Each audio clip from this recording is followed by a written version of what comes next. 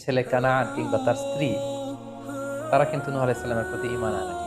তার মানে বাবা নবী হয়েও অনেক সময় ছেলে ঈমান আনতে পারেনি, তার ভাগ্যে সেটা জুটেনি। নূহ আলাইহিস সালাম নবী ছিলেন, কিন্তু তার স্ত্রী তার প্রতি ঈমান আনেনি। এজন্য আল্লাহ তাআলা বলছেন, ইন্নাকা লা তাহদি মান আহবাবতা ওয়ালাকিন্নাল্লাহা ইয়াহদি মান ইয়াশা।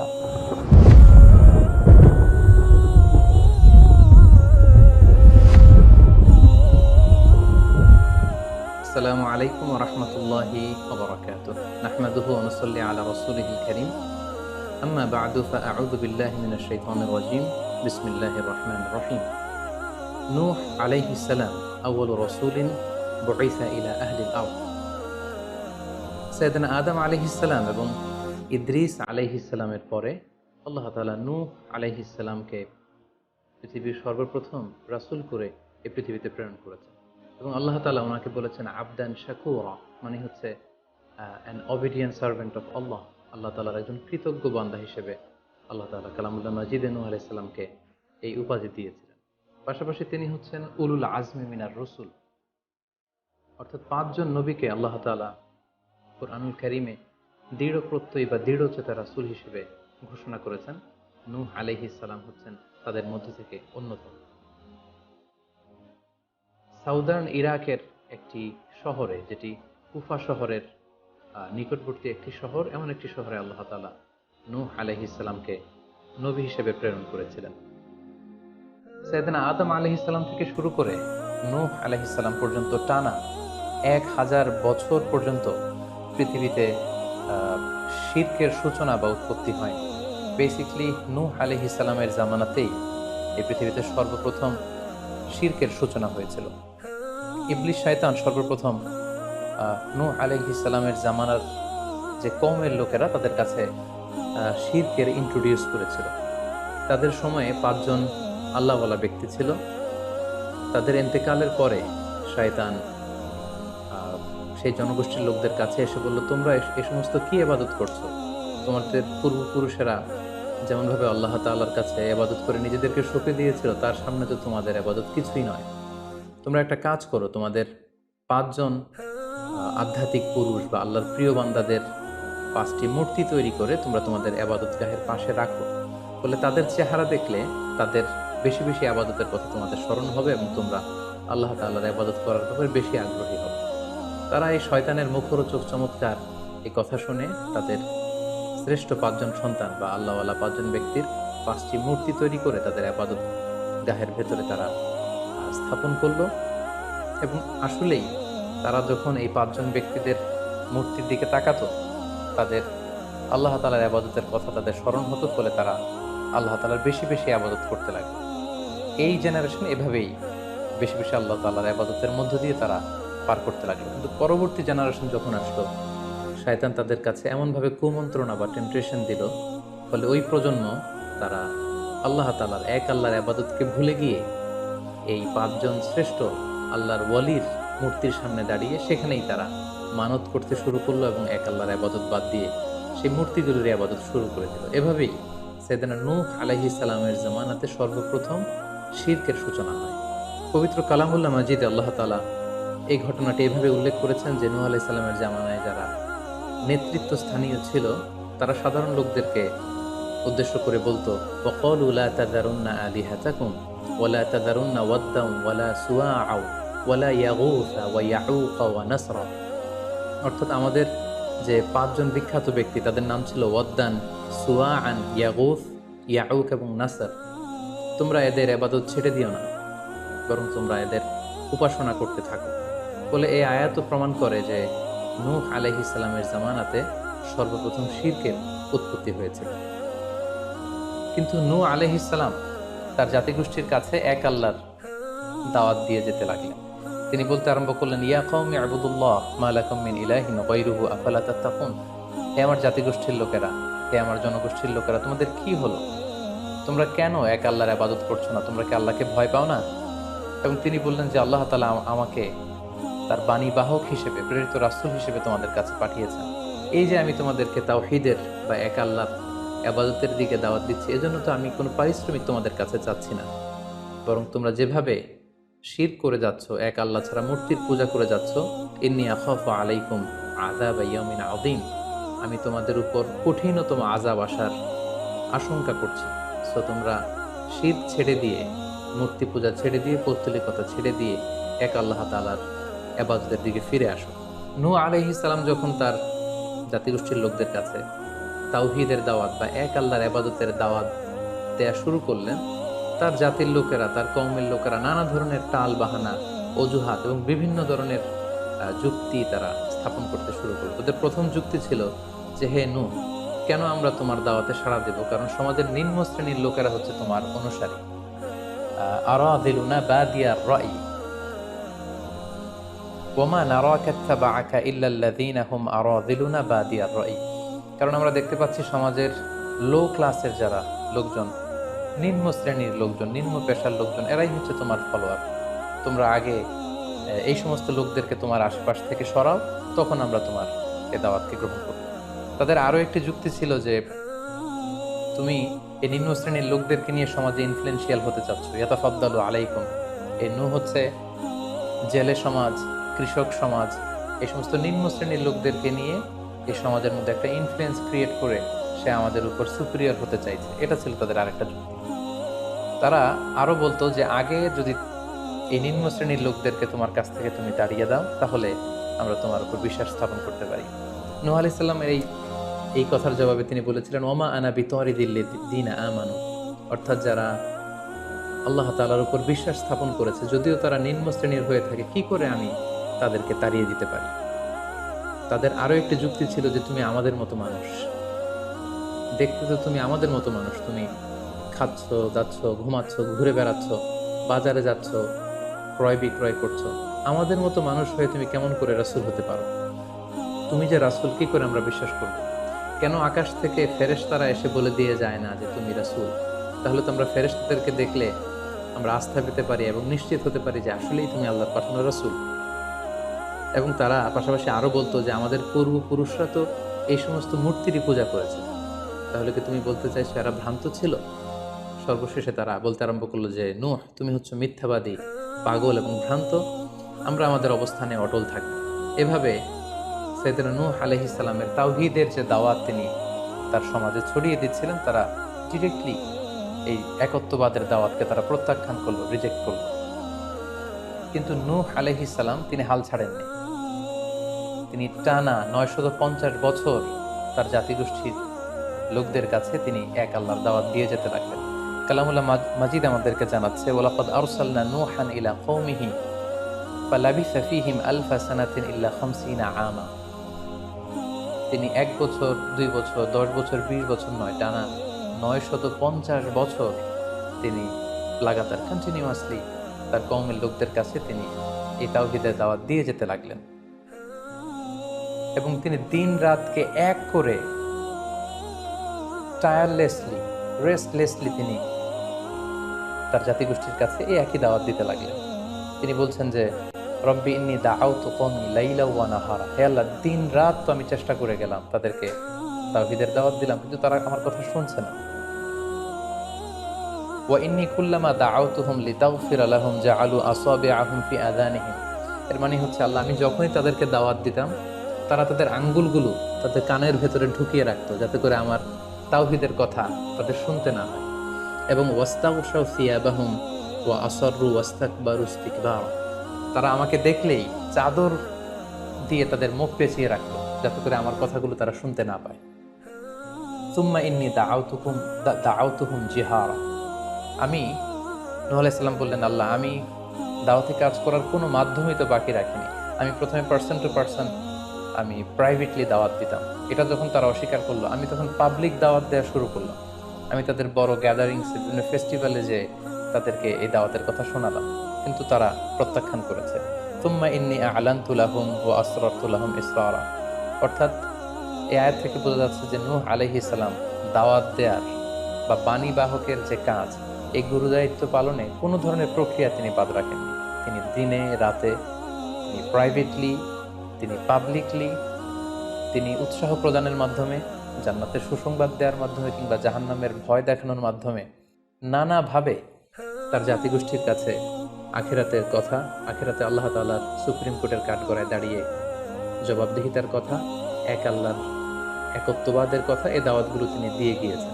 কিন্তু অধিকাংশ ক্ষেত্রেই এবং অধিকাংশ লোকগুলোই নূহ আলাইহিস সালামের এই তাওহীদের দাওয়াতকে প্রত্যাখ্যান করেছিল এবং রিজেক্ট করেছিল। এভাবে নূহ আলাইহিস সালাম যখন দাওয়াত দিয়ে যেতে লাগলেন, তার কওমের লোকদের মধ্যে থেকে ফাইনাল যে রেসপন্সটি এসেছিল সেটি হচ্ছে ক্বালু লা ইন লাম তানতাহি ইয়া নূহ লা তাকুনান্না মিনাল মারজুমিন। হে নূহ, অনেক হয়েছে, এবার তুমি থামো। তুমি যদি এই দাওয়াত দেয়া বন্ধ না করো তাহলে আমরা তোমাকে স্টোনিং করে, পাথর মেরে, প্রস্তর নিক্ষেপ করে দুনিয়া থেকে বিদায় করে দেব। এবং তারা এও বলল যে ক্বালু ইয়া নূহ ক্বাদ জাদালতানা ফাআকসারতা জিদালানা। অনেক হয়েছে, তুমি অনেক আর্গুমেন্ট আমাদের সাথে দিয়েছ, অনেক তর্ক বিতর্ক তোমার সাথে হয়েছে, এবার থামো। ফাআতিনা বিমা তাইদুনা ইন কুনতা মিনাস সাদিকিন। তুমি যে আযাবের ভয় দেখাচ্ছ, পারলে সেটা দেখো। তুমি আমাদেরকে বলছো যে আমরা যদি এক আল্লাহর ইবাদত না করি, আমরা যদি পৌত্তলিকতা না ছাড়ি, তাহলে আল্লাহ তাআলা আযাব দিয়ে আমাদেরকে ধ্বংস করে দিবে। পারলে সেই ধ্বংসলীলা তুমি আমাদের সামনে নিয়ে আসো, পারলে সেই শাস্তি দেখাও, তুমি যদি সত্যবাদী হয়ে থাকো। এবার নূহ আলাইহিস সালাম তাদের এ ধরনের অ্যাটিটিউড দেখে অনেকটা হতাশ হলেন। তিনি তাদের কাছে কোনো প্রতিদান চাইছেন না, তাদের কল্যাণের জন্যই, তাদেরকে জাহান্নামের আগুন থেকে বাঁচার জন্যই তিনি 950 বছর ডেডিকেট করে দিলেন তাদের দাওয়াতি কাজে। কিন্তু তারা যখন দাওয়াতি কাজে সাড়া দিচ্ছে না, অবশেষে হতাশ হয়ে নূহ আলাইহিস সালাম আল্লাহকে দোয়া করলেন, আল্লাহ ফাফতাহ বাইনি ওয়া বাইনাহুম ফাতহান, আমি আর পারছি না, আপনি এবার এসপার ওসপার করে দিন, আপনি একটা ফয়সালা করে দিন। অবশেষে তিনি বদদোয়া করে বসলেন, তাদের উপর অভিশাপ দিয়ে ফেললেন, কার্ডস করে বসলেন। তিনি বললেন, রাব্বি লা তাযার আলাল আরদি মিনাল কাফিরিনা দাইয়ারা। হে আল্লাহ, আপনি এমন আযাব পাঠান, আযাব দিয়ে আপনি কাফিরদের আন্ডা বাচ্চা কাউকে আপনি অবশিষ্ট রাখবেন না। পুরো কাফির সমাজ, মুশরিক সমাজকে আপনি আযাব দিয়ে ধ্বংস করে দেন। যদি আপনি তাদেরকে বাঁচিয়ে রাখেন তাহলে তারা বিশ্বাসীদেরকেও সংক্রামিত করবে এবং তাদের অনাগত প্রজন্ম তারা পাপাচারী হয়ে এই পৃথিবীতে তারা ফাসাদ সৃষ্টি করবে। নূহ আলাইহিস সালাম যখন এরকম বদদোয়া করলেন, আল্লাহ তাআলা নূহ আলাইহিস সালামের এই অভিশাপ বা বদদোয়াকে কবুল করলেন এবং তিনি নূহ আলাইহিস সালামকে জানিয়ে দিলেন, নূহ, তোমার কথা মতো আমি এবার এটার একটা শেষ দেখে ছাড়বো এবং আমি পৃথিবীতে আযাব পাঠাবো। সে আযাবটি হচ্ছে ভয়ঙ্কর ধরনের বন্যা হয়ে যাবে গোটা পৃথিবীতে, মহাপ্লাবন ঘটবে। সো সে প্লাবন থেকে বাঁচার জন্য ওয়াসনাইল ফুলকা বিআইউনিনা ওয়া ওয়াহিনা, অর্থাৎ হে নূহ, তুমি আমার গাইডেন্স বা আমার পাঠানো দিক নির্দেশনা অনুযায়ী তুমি বিশাল একটি নৌকা বানাও বা কিস্তি বানাও বা বিশাল একটি জলতরী বা নৌযান বানাও, যাতে করে এই মহাপ্লাবন থেকে বাঁচার জন্য তুমি বিশ্বাসীদেরকে নিয়ে এই নৌযানে, এই কিস্তিতে, জাহাজে বা এই জলতরীতে, এই নৌকাতে তোমরা আশ্রয় নিতে পারো। আল্লাহ তাআলার পক্ষ থেকে এই আদেশ যখন আসলো, সাইয়েদনা নূহ আলাইহিস সালাম বিশ্বাসীদেরকে নিয়ে বিশাল এক জলতরী বা নৌকা বা বিশাল এক জাহাজ তিনি তৈরি করলেন। নূহ আলাইহিস সালামের কওমের মুশরিক লোকেরা যখন এই জাহাজ বা নৌকা বানাতে দেখলো, তারা হাসাহাসি শুরু করে দিল। কোরআন বলছে, ওয়া কুল্লামা মাররা আলাইহি মালাউম মিন কওমিহি সাখিরু মিন। তারা যখনই নৌকা বানানো, এই কিস্তি বানানো, এই বিশাল জলতরী বানাতে দেখলো, তারা ঠাট্টা বিদ্রুপ করলো। তারা বলল, নূহ, এই মরুভূমির মাঝখানে কোথায় তুমি এই নৌকা চড়াবে? তোমরা যেহেতু নৌকা বানাচ্ছ, পারলে একটা সাগরও বানিয়ে নাও, যাতে করে তোমাদের এই নৌকাকে, এই জাহাজকে তোমরা ভাসাতে পারো। সাইয়েদনা নূহ আলাইহিস সালাম এবং বিশ্বাসীরা আল্লাহ তাআলার উপর অটল থেকে আল্লাহ তাআলার দেয়া দিক নির্দেশনা অনুযায়ী তারা বিশাল নৌকা তৈরি করে ফেললেন। এ পর্যায়ে আল্লাহ তাআলা নূহ আলাইহিস সালামকে জানালেন যে মহাপ্লাবনের জন্য নূহ, তুমি অপেক্ষা করতে থাকো এবং এই প্লাবনটা হবে 40 দিন লম্বা, 40 days long, and the entire world will be drastically flooded. গোটা বিশ্বের এমন কোনো জায়গা থাকবে না, আনাচে কানাচে গোটা বিশ্বটা এই মহাপ্লাবনের আওতায় এসে পৃথিবীর সব প্রাণীগুলো মারা যাবে। সো তুমি কি করে বুঝবে যে আমি কখন এই মহাপ্লাবন পৃথিবীতে দিচ্ছি? সেটার একটা সাইন হচ্ছে, তুমি যখন চুলার ভেতর থেকে ফুরফুর করে, কলকল করে পানি বেরোতে দেখবে, তখনই বুঝবে যে সে টাইমটা চলে এসেছে। তখন তুমি হাত্তা ইদা জা আমরুনা বা ফারাত তান্নুর, চুলা যখন চুলার ভেতর থেকে আগুনের পরবর্তীতে, আগুনের বিপরীতে পানি ছুটতে আরম্ভ করবে, তখনই বুঝবে যে সে সময়টা চলে এসেছে, মহাপ্লাবনের সময়টা একেবারে ঘনিয়ে এসেছে। কুল নাহমিল ফিহা মিন কুল্লি যাওজাইনি ইসনাইন, তখন তুমি সমস্ত বিশ্বাসী বান্দাবান্দীদেরকে, যারা তোমার ফলোয়ার, যারা একত্ববাদে বিশ্বাসী তাদেরকে নিয়ে সেই নৌকায় তুমি আরোহণ করবে এবং প্রতিটি প্রাণী থেকে জোড়ায় জোড়ায়, অর্থাৎ ম্যাসকুলিন অ্যান্ড ফ্যামিনিন, নারী পুরুষ জোড়ায় জোড়ায় তুমি নিয়ে সেই নৌকাতে আরোহণ করবে। কারণ এই মহাপ্লাবনটা এত ভয়ঙ্কর মহাপ্লাবন হবে, ফলে পৃথিবীতে কেউ বেঁচে থাকবে না এবং তোমরাই হবে নেক্সট জেনারেশন, এবং তোমাদের থেকেই পৃথিবী আবার নতুন করে সভ্যতা বিনির্মিত হবে এবং তোমাদের থেকে নতুন করে পৃথিবীর সব প্রাণীকুল আবার নতুন করে বংশবিস্তার শুরু হবে। আল্লাহ তাআলার এই গাইডেন্স অনুযায়ী নূহ আলাইহিস সালাম অপেক্ষা করতে লাগলেন যে কখন চুলার ভেতর থেকে কলকল করে পানি বেরোয়। হঠাৎ করে তিনি একদিন দেখতে পেলেন যে চুলার ভেতর থেকে পানি বেরোচ্ছে। তিনি সমস্ত বিশ্বাসীদেরকে নিয়ে এবং বিভিন্ন প্রাণীকুল থেকে জোড়ায় জোড়ায় নারী পুরুষ দুই ধরনের জেন্ডারকে একত্রিত করে নিয়ে তিনি আল্লাহ তাআলার নামে সেই নৌকার মধ্যে আরোহণ করলেন এবং আল্লাহ বললেন, ওয়াকাল আরকাবু ফিহা বিসমিল্লাহি মাজরিহা ওয়া মুরসাহা ইন্না রাব্বি লাগফুরুর রহিম। আল্লাহ বললেন, তোমরা যখন আরোহণ করবে তোমরা আল্লাহর নামে আরোহণ করবে, অর্থাৎ বিসমিল্লাহ বলে আরোহণ করবে। কারণ তোমাদের এই নৌকার, এই জাহাজের গতি এবং স্থিতি এটা হবে আল্লাহর নামে। এটার সেইলিং বা অ্যাঙ্করিং, এটার পানির উপরে ভেসে চলা এবং এটার নোঙর ভিড়ানো সবটাই হবে আল্লাহ তাআলার নামে।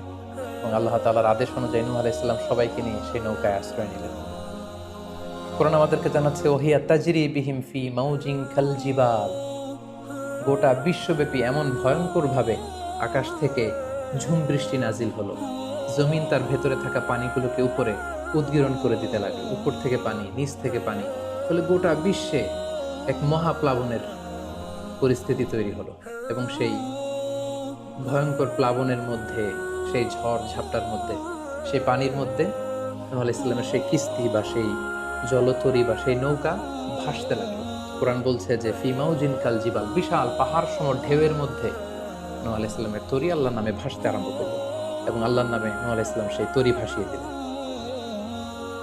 মহাপ্লাবনের ঠিক কিছু আগে নূহ আলাইহিস সালাম ওনার ছেলে কানাআনকে আহ্বান করলেন যে, কানাআন, তুমি এই নৌকার মধ্যে আরোহণ করো। আমরা ইতিহাস থেকে আমরা জেনেছি যে নূহ আলাইহিস সালামের 4 জন সন্তান ছিল, হাম, সাম, ইয়াফাস, কানাআন। এই 4 জন সন্তানের মধ্যে 3 জন ঈমান এনেছে, শুধু কানাআন ছাড়া। নূহ আলাইহিস সালাম কানাআনকে বললেন, কানাআন ইয়া বুনাইয়া ইরকাব মা'ানা, হে আমার প্রিয় সন্তান, তুমি নৌকায় ওঠো, আল্লাহর কাছে তওবা করো। কিন্তু কানাআন নূহ আলাইহিস সালামের এই আহ্বানের প্রত্যুত্তরে তিনি বলেছিলেন, আমি নৌকায় উঠবো না, সাআওয়ি ইলা জাবালিন ইয়াসিমুনি মিনাল মা, আমি পাহাড়ের চূড়ায় যেয়ে দাঁড়াবো, পাহাড় আমাকে পানি থেকে বাঁচাবে, কারণ এই বন্যার পানি তো পাহাড় পর্যন্ত পৌঁছতে পারবে না। নূহ আলাইহিস সালাম বললেন, ক্বালা লা আসিমাল ইয়াউমা মিন আমরিল্লাহ ইল্লা মান রাহিম, হে কানাআন, আজকে আল্লাহর এই গজব থেকে, এই আযাব থেকে, এই মহাপ্লাবন থেকে বাঁচানোর কেউ নাই, কেউ তোমাকে বাঁচাতে পারবে না। পাহাড় তোমাকে আজকে সুরক্ষা দিতে পারবে না, বাঁচাতে পারবে না, আজকে বাঁচানোর কেউ নেই, তুমি তাড়াতাড়ি উঠে আসো এখানে। কিন্তু নূহ আলাইহিস সালামের ছেলে কানাআন অস্বীকৃতি জ্ঞাপন করলো। কোরআন বলছে, ওয়া হালা বাইনাহুমাল মাউজু ফাকানা মিনাল মুগরাকিন, বাবা আর ছেলের মধ্যে যখন এ ধরনের কথা চলছিল, হঠাৎ করে বিশাল এক সাগরের ঢেউয়ের ধাক্কা এসে নূহ আলাইহিস সালামের সন্তান কানাআনকে পানির মধ্যে ডুবিয়ে দিল। তাহলে এই আয়াত থেকে বুঝলাম কানাআন যারা ডুবে গিয়েছিল তাদের অন্তর্ভুক্ত হয়েছিল। এবং মজার ব্যাপার হচ্ছে, নূহ আলাইহিস সালামের স্ত্রীও এই মহাপ্লাবন থেকে বাঁচতে পারেনি। সেও ঈমান না আনার কারণে যারা ধ্বংস হয়েছিল, যাদের সলিল সমাধি হয়েছিল মহাপ্লাবনের পানির মধ্যে, নূহ আলাইহিস সালামের স্ত্রীও সেখানে নিহত হয়েছেন। এখন একটি প্রশ্ন এসে দাঁড়ায়, সেটি হচ্ছে যে এটা কি একটা গ্লোবাল ডিজাস্টার ছিল কিনা? এটা কি ইরাকের সেই সাউদার্ন পার্টেই শুধু এই বন্যাটা হয়েছিল, না গোটা বিশ্বব্যাপী হয়েছিল? এ নিয়ে ঐতিহাসিকদের মধ্যে অনেক ধরনের মতামত পাওয়া যায়। তবে একটা বড় সংখ্যক ঐতিহাসিক মুআররিখুন তারা বলেছেন যে ইট ওয়াজ এ গ্লোবাল ডিজাস্টার। এই ফ্লাড, এই বন্যাটা ছিল গোটা বিশ্বব্যাপী। কারণ আল্লাহ তাআলা কোরআনে বলেছেন, নূহ আলাইহিস সালামের বদদুয়ার কথা বলেছেন। নূহ আলাইহিস সালাম বলেছেন যে, রব্বি লা তাদার আলাল আরদি মিনাল কাফিরিনা দাইয়ারা, হে আল্লাহ, এই জমিনে একজন কাফিরকেও আপনি বাঁচিয়ে রাখবেন। সো এই আরদ শব্দটা প্রমাণ করে তিনি গোটা বিশ্বের দিকে ইঙ্গিত করছেন। এবং আল্লাহ যখন জমিনকে ইঙ্গিত করেছেন, ইয়া আরদু ব্লাই, হে পানি তুমি নিচের দিকে চলে যাও, ফলে এই আরদ দ্বারা বোঝা যাচ্ছে যে শুধু ইরাকের সেই সাউদার্ন ইরাকের কুফা শহরের পাশেই এই বন্যাটা লিমিটেড বা সীমিত ছিল না, বরং এই ডিজাস্টারটা ছিল একটা গ্লোবাল ডিজাস্টার। গোটা বিশ্বব্যাপী মহাপ্লাবনের পানিতে গোটা বিশ্বের সব সয়লাভ হয়ে গিয়েছিল। 40 দিন এই বন্যাটা কন্টিনিউ করেছে এবং 40 দিনের এই সময়ে মহাপ্লাবনে যত কাফির মুশরিক এবং নূহ আলাইহিস সালামের সময়কালের যত মুশরিক এবং অবাধ্য লোকেরা ছিল সবাইকে আল্লাহ তাআলা এই বন্যার মাধ্যমে ধ্বংস করেছেন। 40 দিন পর আল্লাহ তাআলা আদেশ করলেন, ইয়া আরদু বুলাঈ মাআকি ওয়া ইয়া সামাউ আকলিঈ, অর্থাৎ হে আকাশ তুমি বৃষ্টি বর্ষণ করা এবার স্টপ করো, এবার বন্ধ করো। এবং জমিনকে বললেন, জমিন তুমি যে মাটির ভেতর থেকে পানি বের করছিলে, এই পানি বের করা বন্ধ করে তুমি ভূপৃষ্ঠের উপরে থাকা পানিগুলোকে গিলে ফেলো। ওয়াকিদল মা, ফলে আল্লাহ তাআলার আদেশের সাথে সাথে পানি বর্ষণ এবং পানি জমিনের ভেতর থেকে বের হয়, এটা বন্ধ হলো। ওয়াস্তাওয়াত আলাল জুদি, নূহ আলাইহিস সালামের এই বিশাল জলতরী বা কিস্তি বা নৌকা জুদি পাহাড়ে যেয়ে থামল। জুদি পাহাড়ে এই তরীর নোঙর ভিড়ল। এখন জুদি পাহাড়টা কোথায়? কিছু কিছু ঐতিহাসিকরা বলেছেন যে ইরাকের মোসেল শহরে একটি বিশাল মাউন্টেন রেঞ্জ রয়েছে, সেই পাহাড়ের একটা অংশের নাম হচ্ছে জুদি পাহাড়। কোনো কোনো ঐতিহাসিকগণ বলেছেন এই জুদি পাহাড়টি আর্মেনিয়াতে অবস্থিত। অনেক ঐতিহাসিকগণ মত প্রকাশ করেছেন যে এটি ইরাকেও নয়, এটি আর্মেনিয়াতেও নয়, বরং এটি তুরস্কের একটি পাহাড়। এবং তারা বিশাল বড় একটি নৌকার খণ্ড দিয়ে ঐতিহাসিকভাবে অনেকেই প্রমাণ করতে চেয়েছেন যে নূহ আলাইহিস সালামের সেই কিস্তির কিছু অংশ আজও সেই পাহাড়ের মধ্যে রয়ে গিয়েছে। সেই জুদি পাহাড়ে যখন এই নৌকাটি ভিড়ল, আল্লাহ তাআলা তখন নূহ আলাইহিস সালামকে আদেশ করলেন, ইহবিত বিসালামিন মিন্না, তুমি এবার শান্তির সাথে সেফলি সাউন্ডলি তুমি এবার সেই জুদি পাহাড়ে তোমরা নামো। ও বারাকাতিন আলাইক, তোমাদের উপর আমার পক্ষ থেকে বারাকা ব্লেসিং থাকবে। ও আলা উমামিম মিম্মান মাআক, এবং তোমার সাথে যারাই আছে সবার জন্য আমার পক্ষ থেকে ব্লেসিং থাকবে। এবং এই বিশাল মহাপ্লাবন থেকে যে আমি তোমাদেরকে বাঁচিয়ে দিয়েছি, শুকরিয়া স্বরূপ তোমরা সবাই পড়ো আলহামদুলিল্লাহ। ফাকুলিল হামদুলিল্লাহ, কোরআন বলছে যে তারা সবাই আল্লাহর প্রশংসা করে সেখান থেকে নেমে আসলো। এবং নূহ আলাইহিস সালামকে আল্লাহ তাআলা শিখিয়ে দিলেন, নূহ এবার তুমি পড়ো রব্বি আনজিলনি মুনজালান মুবারাকান ওয়া আনতা খায়রুল মুনজিলিন, অর্থাৎ হে আল্লাহ আপনি এমন জায়গায় আমাদেরকে অবতরণ করুন যে জায়গাটা আমাদের জন্য কল্যাণকর, কারণ আপনিই তো উত্তম অবতরণকারী। ফলে নূহ আলাইহিস সালামের সাথে যারা ছিল বিশ্বাসীরা, তারা এবং তার সাথে প্রাণীকুলের মধ্য থেকে যারা ছিল সবাইকে নিয়ে নূহ আলাইহিস সালাম এই জমিনে বন্যা পরবর্তী মহাপ্লাবন পরবর্তী সময় তিনি সবাইকে নিয়ে এই জমিনের মধ্যে আবার নেমে আসলেন। ফলে ঠিক ওই সময়টাতে পৃথিবীতে আর কোনো কাফের, কোনো মুশরিক, কোনো পৌত্তলিক ছিল না, বরং তখন এটা ছিল, it was very fresh and pure monotheist generation, একত্ববাদী একটা প্রজন্ম। ফলে এখানে ঠিক ওই সময়টাতে পৃথিবীতে আর কোনো কাফের মুশরিক আর ছিল না। আমরা আমাদের আলোচনার শুরুর দিকে বলেছিলাম যে নূহ আলাইহিস সালামের 4 জন ছেলে ছিল, হাম, সাম, ইয়াফাস এবং কানাআন। এবং ঐতিহাসিকভাবে এটা ঐতিহাসিক বিভিন্ন ধর্মগ্রন্থ থেকেও এটা প্রমাণিত যে এই 4 ছেলের মধ্য থেকে একজন ছেলে ছিল কানাআন, যে মহাপ্লাবনে মৃত্যুবরণ করেছে। এবং হাম, সাম এবং ইয়াফেস, তাদের মধ্য থেকেই মূলত গোটা বিশ্বে নতুন করে মানব সভ্যতার আবার সূচনা হয়েছে। নূহ আলাইহিস সালামের ছেলে হাম, তিনি আফ্রিকাতে তার পরিবার নিয়ে বসবাস শুরু করেন।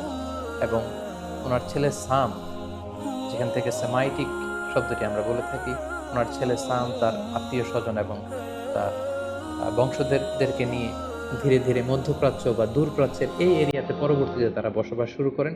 এবং ওনার ছেলে ইয়াফেস বর্তমান যে চীন বা তার আশেপাশের যে এরিয়াগুলো আছে সেখানে বসবাস শুরু করেন। এবং সেখান থেকেই মানব ইতিহাস আবার নতুন করে তার পথ চলা শুরু করলো। এবং গোটা বিশ্বে বাচ্চা রিজালান কাসীরা ওয়া নিসা, অনেক নারী পুরো গোটা বিশ্বে সেখান থেকে আবার ছড়িয়ে পড়তে আরম্ভ করলো। এভাবেই নূহ আলাইহিস সালাম একত্ববাদের দাওয়াত দিয়ে নিরলস প্রচেষ্টা করে ওনার জীবনকে তিনি অতিবাহিত করেছেন। সাইয়েদনা নূহ আলাইহিস সালাম ওনার ইন্তেকালের পরে ওনাকে কোথায় কবর দেওয়া হয়েছে এ নিয়ে 2টি মত পাওয়া যায়। প্রথম মত অনুযায়ী ওনাকে মক্কাতে কবরস্থ করা হয়েছে, আরেকটি মত অনুযায়ী লেবাননের কার্ক নামে একটি এরিয়াতে জাবালে দীর, সেই দীর মাউন্টেনের পাশে সাইয়েদনা নূহ আলাইহিস সালামকে কবরস্থ করা হয়েছে। সম্মানিত সুধী, এই ছিল নূহ আলাইহিস সালামের সংক্ষিপ্ত, বর্ণাঢ্য এবং সংগ্রামী জীবন কাহিনী। এ পর্যায়ে আমরা নূহ আলাইহিস সালামের এই স্টোরি থেকে, এই জীবনী থেকে কি ধরনের লেসন, লাইফ লেসন বা শিক্ষা আমরা পেতে পারি, যেটা আমরা আমাদের সমাজের সাথে রিলেভেন্ট করতে পারি, আমরা সে বিষয়ে সামান্য কিছু আলোচনা করব। আমরা যারা দাওয়া কাজের সাথে ইনভলভড, তাদের জন্য নূহ আলাইহিস সালামের জীবনীতে আসলে নূহ আলাইহিস সালামের দাওয়া ক্যারিয়ার থেকে নেবার মতো, শেখার মতো অনেক কিছু রয়েছে। তোর মধ্যে থেকে অন্যতম হচ্ছে যে ডাইভার্সিটি অফ দাওয়া অ্যাপ্রোচ।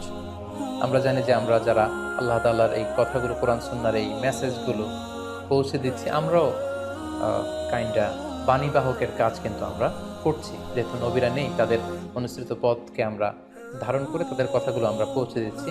সো আমাদের দাওয়া অ্যাপ্রোচের মধ্যে ডাইভার্সিটি থাকতে হবে। আমরা যেমনি ওরালি দাওয়া কাজ করি, নবীরা ওরালি দাওয়া কাজ করতেন, মৌখিকভাবে মানুষকে দাওয়া দিতেন। এই ওরালি দাওয়ার পাশাপাশি আমরা রিটেন দাওয়ার কাজ করতে পারি, আমরা প্র্যাকটিক্যাল দাওয়া কাজ করতে পারি। অর্থাৎ প্র্যাকটিক্যাল দাওয়াটা হচ্ছে লাইভ দাওয়া। আমার কথা দেখে, আমার আচরণ দেখে, আমার ডিলিংস দেখে মানুষ ইসলামের সৌন্দর্যের প্রতি আকৃষ্ট হবে, এবং এটা খুবই ফলপ্রসূ একটা দাওয়া সিস্টেম। সো আমরা যদি নূহ আলাইহিস সালামের জীবনের দিকে তাকাই, তাহলে দেখবো উনি অনেকভাবে এই দাওয়া কাজ করেছেন। উনি প্রথম পার্সন টু পার্সন টার্গেট করে তাকে একা একা বোঝাতেন। এটা যখন কাজ না করতো, প্রাইভেট দাওয়া থেকে উনি পরে সুইচ করলেন পাবলিক দাওয়াতে। কোরআন আমাদেরকে জানিয়েছে যে তার কওমের বিভিন্ন ফেস্টিভ্যালগুলোতে, সেখানকার বিভিন্ন পাবলিক গ্যাদারিংসগুলোতে, সেখানকার বিভিন্ন ক্লাবগুলোতে তিনি যে এক আল্লাহর দাওয়া তিনি সেখানে পেশ করেছেন। পাশাপাশি নূহ আলাইহিস সালাম তার সময়ের সম্ভ্রান্ত ব্যক্তিবর্গ যারা, তাদেরকে স্পেশালি তিনি দাওয়া কাজের আওতায় নিয়ে এসেছেন। এলিট সোসাইটি যারা, আমরা যদি আল্লাহ রাসূল সাল্লাল্লাহু আলাইহি ওয়াসাল্লামের দাওয়া অ্যাক্টিভিটির দিকে তাকাই, তাহলে দেখব যে উনিও কিন্তু সানাদিদে কোরাইশের যারা লিডার শ্রেণী ছিল, গণ্যমান্য ব্যক্তিবর্গ ছিল, তাদেরকে তিনি স্পেশালি দাওয়া কাজ করতেন তাদের সাথে। কারণ আমরা জানি যে একটা সমাজের লিডার যদি ইসলামের পথে আসে, ফলে তার যে লক্ষ লক্ষ ফলোয়ার থাকবে, তারাও তার দ্বারা ইনফ্লুয়েন্স হয়ে তারাও ইসলামের পথে চলে আসবে। এবং আল্লাহ রাসূল সাল্লাল্লাহু আলাইহি ওয়াসাল্লামের জীবনীতে আমরা দেখেছি যে কোনো গোষ্ঠীর বা কোনো কওমের বা কোনো ট্রাইবের গোত্র প্রধান যখন কালিমা পড়ে মুসলমান হয়েছে, তার দেখা দেখি গোত্রের সকল নারী পুরুষ তারা মুসলমান হয়ে গেছে। দাওয়া কাজ আঞ্জাম দেওয়ার ক্ষেত্রে যারা এলিট সোসাইটি বা সমাজের গণ্যমান্য ব্যক্তিবর্গ যারা থাকবে, তাদেরকে দাওয়া দেওয়ার ক্ষেত্রে আমাদেরকে স্পেশাল এফোর্ট দিতে হবে। কারণ তাদেরকে যদি আমরা ইসলামের পক্ষে, সত্যের পক্ষে কনভিন্সড করতে পারি, ফলে তারা সমাজের আরো অনেক লোককে ইনফ্লুয়েন্স করে ইসলামের সুশীতল বাণীর ভেতরে নিয়ে আসতে পারবে। তো এর মানে এই নয় যারা নিম্ন শ্রেণীর বা যারা সমাজের মধ্যবিত্ত বা নিম্ন মধ্যবিত্ত যে ফ্যামিলিগুলো রয়েছে বা যে সমস্ত লোকজন রয়েছে, তাদেরকে আমরা গুরুত্ব দিব না, ব্যাপারটি এমন নয়। কারণ নূহ আলাইহিস সালামের ঘটনা থেকে আমরা বুঝতে পারছি যে একটা হচ্ছে মাস পিপলদের জন্য দাওয়া, আর একটি হচ্ছে যারা সমাজের উচ্চ শ্রেণী, তাদের জন্য স্পেশালি কিছু টাইম স্পেন্ড করা, তাদেরকে আলাদাভাবে দাওয়া দেওয়া, অথবা তাদের উপযোগী করে দাওয়া অ্যাক্টিভিটি তাদের কাছে যদি আমরা প্রেজেন্টেশন করতে পারি, তাহলে নিঃসন্দেহে তারাও ইসলামের সৌন্দর্যের দ্বারা আকৃষ্ট হবে। নূহ আলাইহিস সালামের এই জীবন কাহিনী থেকে আমরা আরো একটি বিষয় শিখতে পারি, সেটি হচ্ছে দাওয়া কাজে কখনো হতাশ হওয়া যাবে না, নিরাশ হওয়া যাবে না, এবং হাল ছাড়া যাবে না, বরং ভরসা রাখতে হবে আল্লাহর উপর। কারণ আমরা কয় বছর দাওয়া কাজ করে যাচ্ছি, আমরা কতটুকু এফোর্ট দিয়েছি, আমরা কতটুকু টাইম স্পেন্ড করেছি, আমরা কতটুকু স্যাক্রিফাইস করেছি। আমরা যদি নূহ আলাইহিস সালামের জীবনের দিকে তাকাই, তাহলে দেখব যে তিনি টানা 950 বছর টানা লাগাতার তিনি তার জাতিগোষ্ঠীর কাছে দাওয়াতি কাজ করেছেন, কিন্তু তিনি নিরাশ হননি, হতাশ হননি, হাল ছেড়ে দেন। তিনি ভরসা রেখেছিলেন আল্লাহ তাআলার উপর। সো আমরা যারা দাওয়া কাজ করছি, আমরা ইনস্ট্যান্ট ফলাফলের জন্য যেন বসে না থাকি, আমরা আমাদের দায়িত্বটুকু পালন করি। নূহ আলাইহিস সালামের এই স্টোরি থেকে আমরা আরো একটি বিষয় শিখতে পারি, সেটা হচ্ছে আমাদের কাজ হচ্ছে ইফোর্ট দেয়া, বাট এটার কমপ্লিশন, এটার রেজাল্ট আসবে আল্লাহ তাআলার পক্ষ থেকে। আরবিতে বলা হয় যে আস-সা'য়ু মিন্না ওয়াল ইতমামু মিনাল্লাহ, প্রচেষ্টা করার মালিক আমরা, সফলতা দেওয়ার মালিক হচ্ছেন আল্লাহ। আমি অনেক দাওয়াতি কাজ করছি, কিন্তু আমার দাওয়াতি কাজে কেউ সাড়া দিচ্ছে না, কেউ রেসপন্স করছে না, আমার দাওয়াতি কাজে কেউ ইসলামের প্রতি আকৃষ্ট হচ্ছে না, ইট ডাজন্ট মিন দ্যাট আমি একজন ব্যর্থ দায়ী, না, এটা কখনোই না। বরং আমি সিনসিয়ারিটির সাথে আমার সর্বোচ্চ প্রচেষ্টাটুকুন আমি করছি কিনা, সেটাই হচ্ছে দেখার বিষয়। আমার কত ফলোয়ার, আমার ডাকে কত মানুষ সাড়া দিবে, এটা দেখার বিষয় না, বরং আমি আমার রোলটা প্লে করতে পারছি কিনা সিনসিয়ারিটির সাথে, এটা হচ্ছে দেখার বিষয়। এর কারণ হচ্ছে আল্লাহর হাবিব সাল্লাল্লাহু আলাইহি ওয়াসাল্লাম বলেছেন, কিয়ামতের দিন অনেক নবী দাঁড়াবে যাদের ফলোয়ার হচ্ছে হাতে গোনা অল্প কয়েকজন, মানে অল্প কয়েকজন ঈমান এনেছিল। পৃথিবীতে অনেক নবী ছিল, তারা কিয়ামতের দিন দাঁড়াবে, তার বিশ্বাসী উম্মতের সংখ্যা হচ্ছে মাত্র 2 জন। পৃথিবীতে এরকম অনেক নবী ছিল, কিয়ামতের দিন তিনি দাঁড়াবেন, তার উপর বিশ্বাস এনেছিল মাত্র একজন, মানে নবীও একজন, তার প্রতি ঈমানও এনেছে মাত্র একজন। এমনও অনেক নবী কিয়ামতের দিন আল্লাহ তাআলার দরবারে দাঁড়াবে, যেই নবীর কোনো ফলোয়ার নাই, যেই নবীর কোনো বিশ্বাসী উম্মত নাই, অর্থাৎ নবী শুধু একা, তার সারা জীবনের দাওয়া কাজে কেউ তার ডাকে সাড়া দেয়নি। তার মানে কি তিনি ব্যর্থ? নেবে, কখনো না। তিনি তার দায়িত্বটুকুন পালন করেছেন, এজন্য তিনি আল্লাহ তাআলার দরবারে তিনি সফল। সো কে আপনার ডাকে সাড়া দিবে, কে ইসলামের পথে আসবে, এটা আমাদের দেখার বিষয় না। আমাদের দেখার বিষয় হচ্ছে আমরা আমাদের দায়িত্বটুকুন পালন করেছি কিনা, আমরা কোরআনের, ইসলামের সুন্দর বিউটিফুল মেসেজগুলো আমরা পৌঁছে দিতে পেরেছি কিনা। That should be hour concern, সেটাই হচ্ছে আমাদের দায়িত্ব। সূরা হুদে নূহ আলাইহিস সালামের ফলোয়ার কত ছিল এ ব্যাপারে আমরা জানতে পারি। আল্লাহ তাআলা বলছেন, ওয়ামা আহমানা মাআহু ইল্লা কালিল, মানে নূহ আলাইহিস সালামের জাতিগোষ্ঠীর হাতে গোনা অল্প কিছু লোক ছাড়া তার প্রতি অন্যান্যরা ঈমান আনেনি। এই অল্প কিছু লোক, তাদের সংখ্যা কত? তাফসীর ইবনে কাসিরে এসেছে, সাইয়েদনা ইবনে আব্বাস বলেন যে কানু সামানিনা নাফসান মিনহুম নিসাউহুম, নারী পুরুষ মিলিয়ে 80 জন। Could you imagine that? 950 বছরের দাওয়াতি ক্যারিয়ারে ওনার পরিমাণ এনেছে মাত্র 80 জন। তার মানে প্রতি 100 বছরে অন অ্যান অ্যাভারেজ 10 জন ওনার উপর ঈমান আনেন।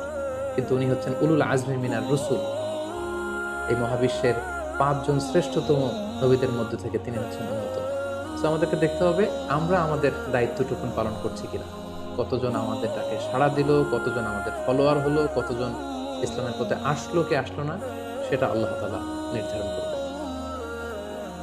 নূহ আলাইহিস সালামের জীবনী থেকে আমরা আরো যে শিক্ষাটি পাই, এবং এটি খুবই গুরুত্বপূর্ণ একটি লেসন, সেটা হচ্ছে হিদায়া অনলি বিলংস টু আল্লাহ। হেদায়েত দেওয়ার মালিক হচ্ছেন Allah. Canaan and the wife of নূহ ফর এক্সাম্পল, যেমন নূহ আলাইহিস সালামের ছেলে কানাআন কিংবা তার স্ত্রী, তারা কিন্তু নূহ আলাইহিস সালামের প্রতি ঈমান আনে। তার মানে বাবা নবী হয়ে অনেক সময় ছেলে ঈমান আনতে পারেনি, তার ভাগ্যে সেটা জোটেনি। নূহ আলাইহিস সালাম নবী ছিলেন, কিন্তু তার স্ত্রী তার প্রতি ঈমান আনেনি। এজন্য আল্লাহ তাআলা বলছেন, ইন্নাকা লা তাহদি মান আহবাবতা ওয়ালাকিন্নাল্লাহা ইয়াহদি মান ইয়াশা। হে নবী, আপনি যাকে চান তাকে আপনি হেদায়েত দিতে পারবেন না, কারণ হেদায়েত দেওয়ার মালিক আপনি নন। হেদায়েত দেওয়ার নিরঙ্কুশ একচ্ছত্র ক্ষমতা হচ্ছে শুধুমাত্র কেবলমাত্র আল্লাহ তাআলার হাতে। তিনি যাকে চাইবেন তাকে তিনি হেদায়েত দেন। আমরা চাইলেই কাউকে হেদায়েত দিতে পারবো না। নূহ আলাইহিস সালামের জীবনী থেকে আরো একটি বড় শিক্ষা হচ্ছে যে আল্লাহ তাআলা হুট করেই কাউকে আযাব দেন না বা শাস্তি পাঠান না, বরং আল্লাহ তাআলা বারবার সুযোগ দিয়ে থাকেন। অনেক সুযোগ দেওয়ার পরে, বারবার সুযোগ দেওয়ার পরেও যখন কেউ সত্যের পথে ফিরে আসে না, বরং বারবার তারা অবাধ্যতা, দাম্ভিকতা এবং বাড়াবাড়ি করে, ঠিক তখনই আল্লাহ তাআলা তাদেরকে শাস্তি দেন। আমরা নূহ আলাইহিস সালামের জাতিগোষ্ঠীর দিকে যদি তাকাই, তাহলে দেখব যে তিনি 950 বছর তাদেরকে চান্স দিয়েছেন। এত লম্বা সময় তাদেরকে সুযোগ দেওয়ার পরেও তারা সত্যের পথে ফিরে আসে, অতঃপর আল্লাহ তাআলা মহাপ্লাবন দিয়ে পুরো জাতিগোষ্ঠীকে ধ্বংস করে দিয়েছেন। নূহ আলাইহিস সালামের জীবনী থেকে সর্বশেষ যে শিক্ষাটি আমরা পাই, সেটি হচ্ছে সব ধ্বংস নয়। কিছু ধ্বংস আছে যেটা আবার নতুন করে সৃষ্টি করে, অর্থাৎ সৃষ্টির জন্য ধ্বংস। আমরা যদি দেখি যে আল্লাহ তাআলা এমন এক গজব পাঠালেন, এমন এক পানিশমেন্ট দিলেন, এমন এক মহাপ্লাবন দিলেন, যেটা দিয়ে গোটা পৃথিবীবাসীকে তিনি ধ্বংস করেছেন, অল্প কিছু মানুষ ছাড়া। কিন্তু আমরা যদি অন্য দিক থেকে খেয়াল করি, তাহলে দেখব যে ধ্বংসটি ধ্বংসের জন্য নয়, এই ধ্বংসটি ছিল নতুন করে সৃষ্টির জন্য। আমরা দেখি যে অনেক এলাকাতে অগ্নিকাণ্ড ঘটে, সেখানে হয়তো বেড়ার ঘর ছিল, টিনের ঘর ছিল, তো অগ্নিকাণ্ড ঘটার পরে সেখানে বিশাল করে বিল্ডিং তৈরি হয়। তার মানে সব ধ্বংসের জন্য নয়, কিছু ধ্বংস আছে সৃষ্টির জন্য। নূহ আলাইহিস সালামের ক্ষেত্রেও এই ধ্বংসের ব্যাপারটি ঠিক এমনই ঘটেছিল। এই ধ্বংসটা শুধু ধ্বংসের জন্য নয়, বরং কাফিরদেরকে, মুশরিকদেরকে ধ্বংস করে দিয়ে নতুন এক একত্ববাদী প্রজন্মের সূচনা যাতে পৃথিবীতে ঘটে, সেজন্য আল্লাহ তাআলা এই ধ্বংসের সূচনা করেছিলেন। আল্লাহ তাআলা আমাদের সবাইকে আম্বিয়া আলাইহিমুস সালামদের অনুসৃত পথে থেকে তাদের মত এবং পথকে বেছে নিয়ে সিরাতুল মুস্তাকিমে পরিচালিত হওয়ার তৌফিক দান করুক। আসসালামু আলাইকুম ওয়া রাহমাতুল্লাহি ওয়া বারাকাতুহু।